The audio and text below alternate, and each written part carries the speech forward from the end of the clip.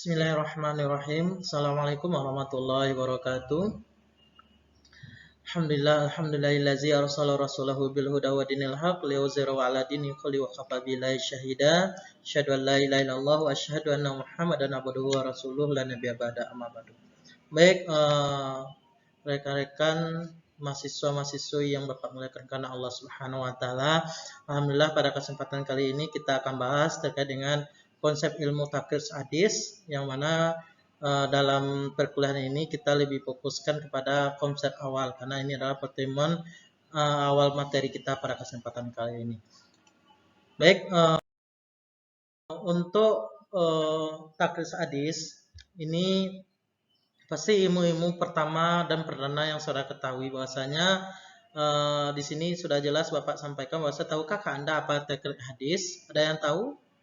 Ya, takrij hadis kalau kita lihat dari segi definisi bahwa takrij itu berasal dari kata kharaja yakhruju takrijan, yang mana artinya mengeluarkan sesuatu dari tempatnya.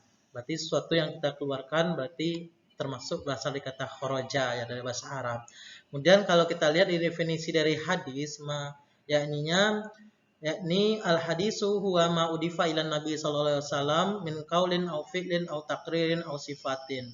Yakni hadis itu adalah apa atau segala sesuatu yang disandarkan kepada Nabi Muhammad SAW, baik itu berupa perkataan ataupun takrir ataupun sifatnya, maka itu disebut dengan hadis.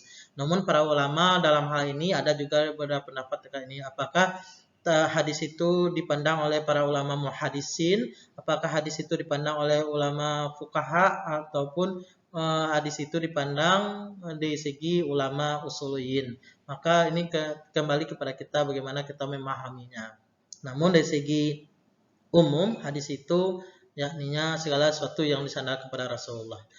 Maka dengan hal ini maka dapat kita ambil definisi terkait dengan ilmu takrij hadis adalah ilmu yang mempelajari terkait dengan penelusuran hadis terkait kepada kitab-kitab asli dengan tujuan untuk menemukan sanad matan serta kualitas suatu hadis tersebut. Ini tujuan ataupun definisi terkait ilmu takrij hadis. Maka di segi itu apa sih tujuan dari ilmu takrij hadis ini? Maka terbagi menjadi dua. Yang pertama tujuannya untuk mengetahui sumber dari suatu hadis itu, yakni sumber primer ataupun kitab asli yang terdapat kitab hadis tersebut.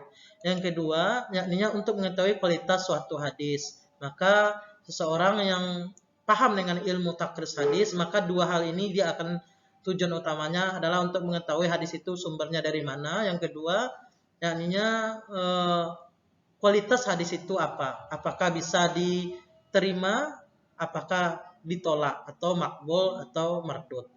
Dan kita lanjutkan bahwasanya dalam ilmu takrij hadis memiliki berbagai manfaat, ya. Dalam hal ini ada 20 manfaat yang dapat kita ambil dalam mempelajari ilmu takrij hadis.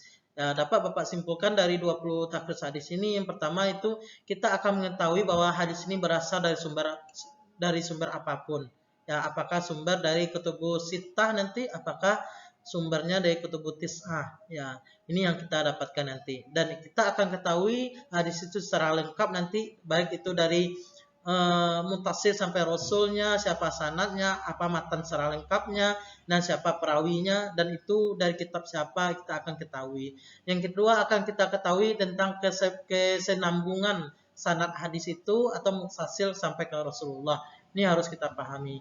Yang ketiga, kita akan dapatkan apakah kualitas hadis tersebut, apakah kualitasnya jadi sahih nanti, apakah hasan, apakah dhaif ataupun maudhu' nanti. Maka akan kita dapatkan dari mempelajari ilmu takrij hadis ini.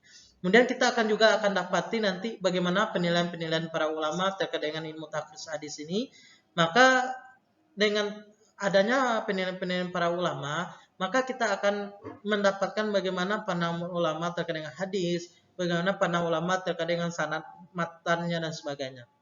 Di sini kita akan pelajari. Kemudian tujuan akhir dari pelajaran ilmu takrij hadis ini, kita bisa mengimplementasikan apakah hadis ini makbul atau mardud, diterima atau ditolak. Ini tujuan akhir untuk mempelajari kitab takrij hadis ini. Oke, kita lanjutkan. Terakhir, kalau kemanfaatan dari takrij hadis ini, kita bisa membedakan periwayatan mana yang sahih nanti, mana yang syadz nanti, mana periwayatan memang muttasil kepada Rasulullah nanti, atau mana yang masih diragukan. Karena sifat dari ilmu takrij hadis ini akan menentukan status hadis itu diterima dan ditolaknya. Kemudian dalam ilmu takrij hadis, kita juga akan pelajari tentang asbabul wurud hadis. Apa sebab-sebabnya hadis itu dimunculkan oleh Rasulullah, disabdakan oleh Rasulullah. Di sini kita akan pelajari. Kemudian kita akan pelajari bagaimana sejarah dari hadis ini muncul. Ya, kadang munculnya karena ada suatu peristiwa nanti, atau munculnya karena ada suatu kejadian-kejadian yang menyebabkan Rasulullah bersabda. Misalkannya Rasulullah melihat sahabat melakukan sesuatu yang melanggar syariat Islam, maka langsung Rasulullah menegur. Maka di sini kita lihat ada beberapa pembagian dari hadis itu, atau klasifikasi hadis itu. Ada klasifikasi hadis sahih, ada klasifikasi hadis hasan, ada klasifikasi hadis dhaif dan maudhu'. Kemudian kalau kita lihat di segi kualitasnya, sedangkan di segi kuantitasnya kita bisa juga lihat di segi mutawatirnya, masyhurnya, dan di segi ahadnya. Kemudian kita lanjutkan kepada apakah metode takrij hadis itu. Ya. Dalam metode takrij itu ada 4 ya yang dapat kita gunakan. Yang pertama, mentakrij dengan mengetahui perawi hadis dari nama sahabat.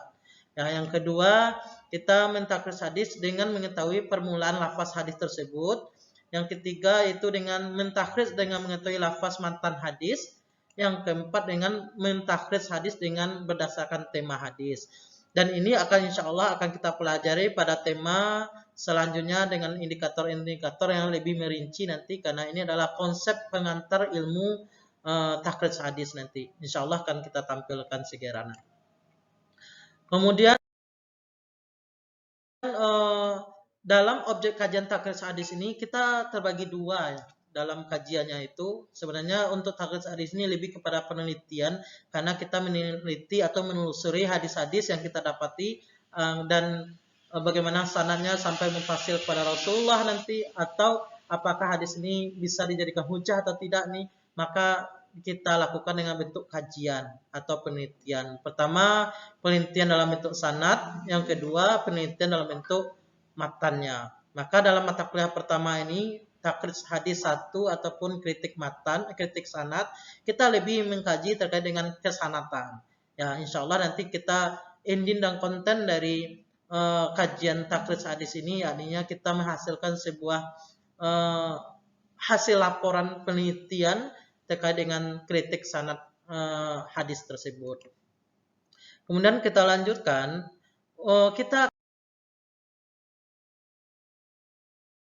mengenal kitab-kitab terkait dengan hadis ya, takrij hadis, yang mana ini adalah kitab sebagai panduan dan pedoman kita agar kita bisa nanti melakukan takrij hadis dengan semaksimal mungkin dan bisa dilakukan takrij dan mendapatkan hasil dari takrij itu sendiri. Yang pertama, kita membutuhkan kitab Mu'jam al-Mufaras fi al-Afais al-Hadis an-Nabawi, yang mana kitab ini merupakan sebuah kamus besar yang diciptakan oleh seorang orientalis yang sangat memiliki kontribusi besar terkait dengan ilmu hadis. Alhamdulillah pada sampai sekarang ini masih kita pakai sebagai untuk melakukan takrij hadis. Ya, alhamdulillah kontribusinya sangat besar sekali dan bisa kita gunakan dalam melakukan takrij hadis. Yang kedua ada Jami' al-Musanid. Ya, kemudian ada kitab lain itu seperti kitab Mujam al-Atraf dan sebagainya. Kemudian kita juga membutuhkan kitab Rijalul Hadis. Ya, kita pada kesempatan ini kita tampilkan ada 4 kitab yang kita tampilkan. Yang pertama itu ada kitab Nizam I'tidal, yang kedua ada Tahzibul Kamal, yang kita ada Tahzibul Tahzib. Kemudian yang keempat ada Jarh wa Ta'dil.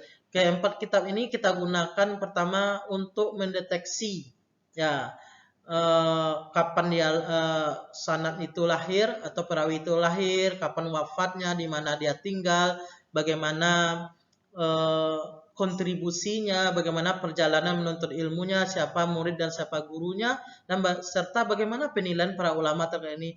Di 4 kitab inilah kita akan dapatkan penilaiannya. Dan itu nanti akan mendukung hasil dari takrij hadis kita itu apakah sanadnya ini mutasil sampai Rasul nanti atau tidak. Kemudian kita juga membutuhkan kitab penelusuran hadis asli, maka kita membutuhkan kitab Kutubut Tis'ah namanya. Ya, yang mana kitab Kutubut Tis'ah ini kitab yang terdiri dari 9 sumber, yakni kitab Bukhari, kitab Sahih Muslim, kitab Sunan Abu Dawud, kitab Sunan Tirmizi, Sunan Nasai, Sunan Ibnu Majah, Sunan Ahmad bin Hanbal, kitab Imam Malik, kemudian Sunan Ad-Darimi. Kesembilan kitab ini akan kita butuhkan dalam penelusuran hadis secara asli sebelum kita akan telusuri masing-masing terkait dengan matannya nanti. Kemudian baru kita akan masuk bagaimana syarah hadisnya. Ya, ini ada beberapa syarah hadis yang kita bisa pegangi atau kita gunakan sebagai sumber utama. Nanti ada Fathul Bari, yakni syarah dari Sahih Bukhari, kemudian Ainul Ma'bud, syarah dari Sunan Abu Dawud, kemudian ada syarah dari Sahih Muslim, kemudian ada Tahfatul Awazi, syarah dari kitab Sunan At-Tirmizi, dan ada berapa lagi kitab syarah yang bisa kita gunakan untuk mendukung penelitian kita nanti.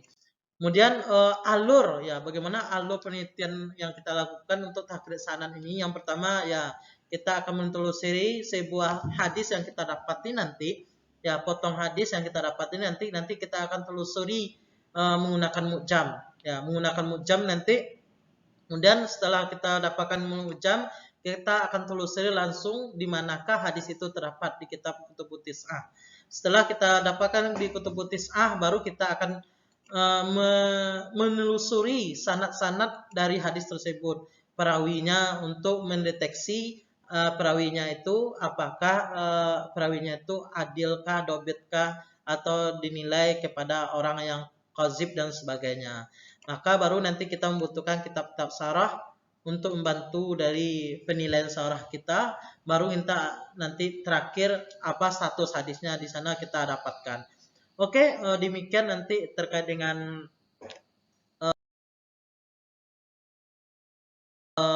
materi kita pada hari ini.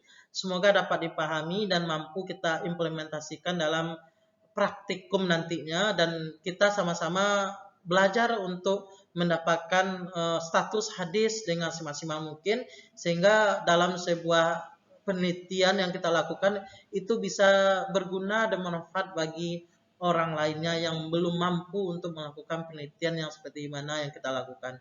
Dan untuk referensi sebagaimana yang telah Bapak tampilkan ini, kita ada beberapa referensi yang kita tampilkan. Pertama ada buku Takrij Hadis miliki Profesor Edi Safri, kemudian ada Kebangkitan Hadis Nusantara itu miliki Dr. Muhajirin, kemudian ada Kritik Metodologi Matan Hadis, kemudian ada Takrij dalam Metode Memahami Hadis dan sebagainya.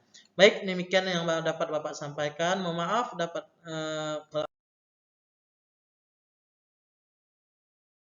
ada kesalahan dari Bapak. Fasabiqul khairat. Assalamualaikum warahmatullahi wabarakatuh.